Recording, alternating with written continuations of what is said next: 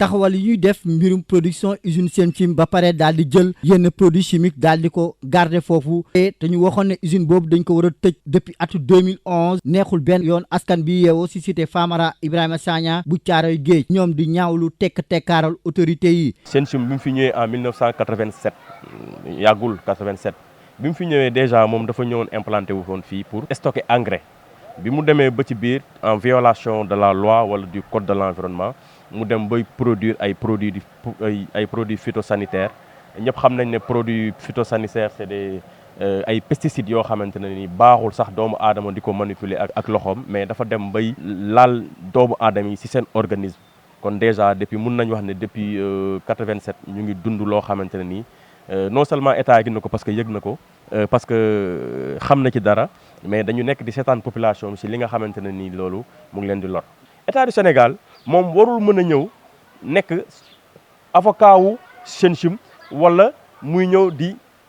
communiquer à la place de Senchim. xeet bu bon bi jóge ci biir usine bi te ci ay jamono ñu daal di defoon rapport médical boo xam ne docteur Souleymane Ndiaye dëkk foofu defoon ko di wax feebar yi nga xam ne moom la fa jot a nemmeeku ak tooke yi nga xam ne moo fay jóge moom jaaxal na askan bi. ci biir cité bi tamit yàlla dafa def ñu am benn vieux bi ñuy wax Papa Souleymane Ndiaye ancien directeur de la santé mu am fii clinique am bokk ci collectif bi nekk ci comité des sages moom fii pratiquement képp ku fa feebar da ngay dem foofu doonu consultation mais moom moo dem ba benn instant mu remarqué ne feebar yi nga xamante ne nii moom lay gis ci doomu aadama yi ñuy ñëw di def consultation daf ko xaw a jaaxal mu dem ba xam ne usine bi bokk na ci li nga xamante ne nii moom mooy gàllankoor organisme doomu aadama yi ci loolu mu deseli ci pas mal de maladies yoo xamante ni usine bi dafay dolleeku ci feebar yi nga xamante ne nii mu ngi dal askan bi. feebar yi ñu gën a ràññee mooy par exemple moom ci li nga xamante ne nii jot na ko seetlu am na ñoo xamante ne nii seen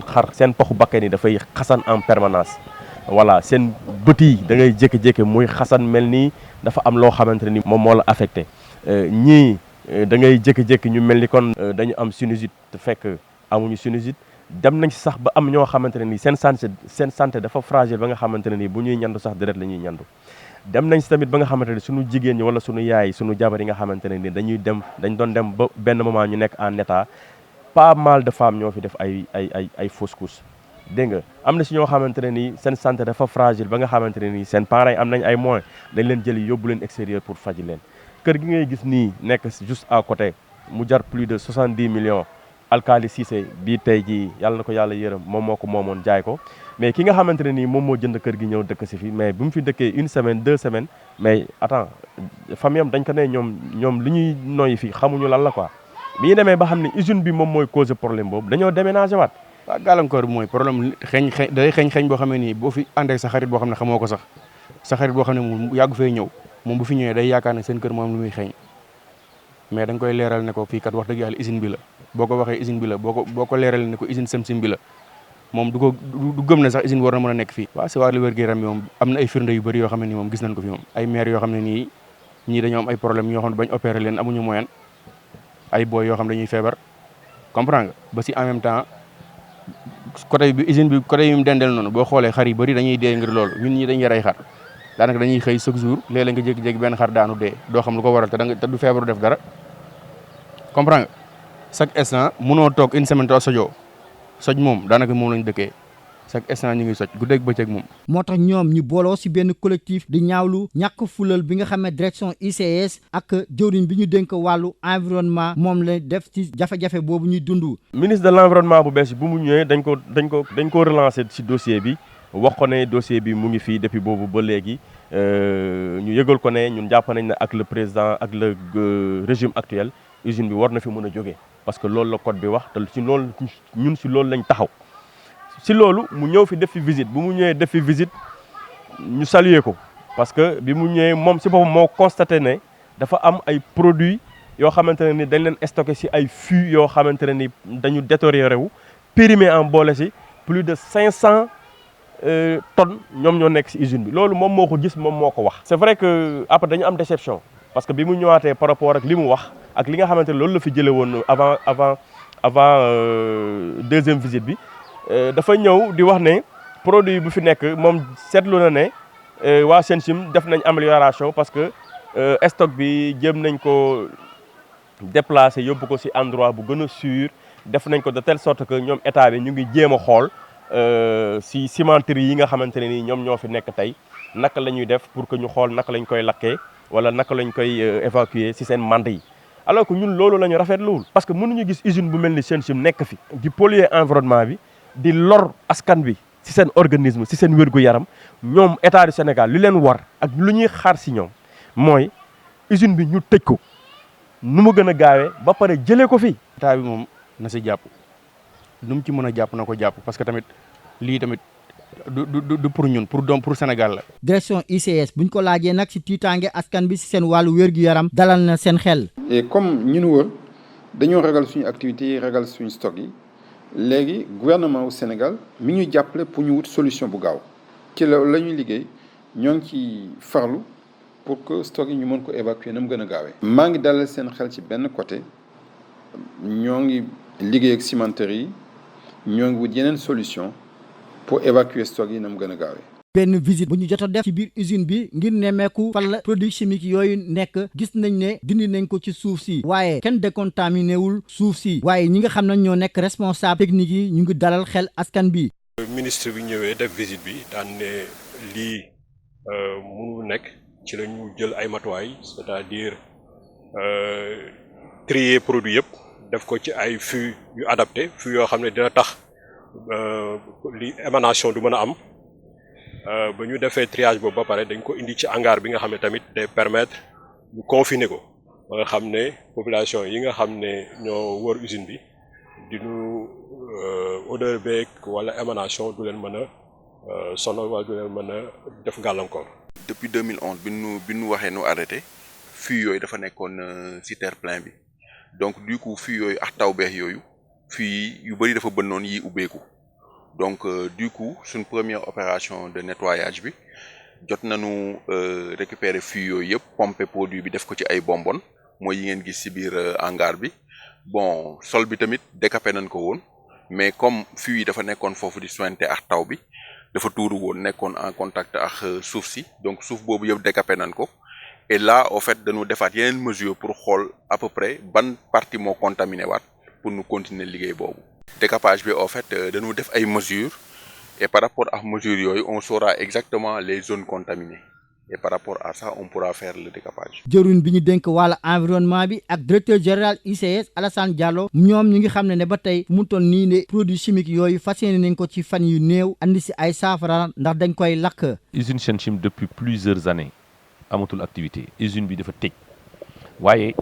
usine bi bu muy tëj dafa am lu toll ni 500 tonnes de déchets yu ñu bàyyi foofu. déchets yooyu dañ nekkoon ci ay barigo ñu bàyyi woon leen ci terrain vague à l'air libre barigo yooyu aussi commencé woon compte tenu du fait que dañoo xaw a yàgg toog foofu ñu commencé woon am signe de faiblesse li ñu njëkk a def comme mesure lu ñu njëkk a jël comme mesure en rapport bien sûr avec le DG des ICS mooy le plus rapidement possible ñu jox ko délai 3 mois pour que non seulement ñu reconditionner barigo yi defaat leen ci ay barigo yu bees tax yoo xam ne muy barigo muy des yeneen i contenant yi nga xam ne dafay permettre ñu sécuriser produit bi wala muy échapper wala muy daanu suuf wala leneen ak leneen. deuxièmement mooy li nga xam ne moom mooy confinement bi mooy ñu jëlee fûts yooyu ci barigo yooyu ci air libre bi ñu leen bàyyi woon ñu yóbbu leen ci ay bërëb ñu entassé leen foofu ñu sécuriser leen keroog bi ma delluwaatee si 3 mois après on a constaté que li ñu fa gisoon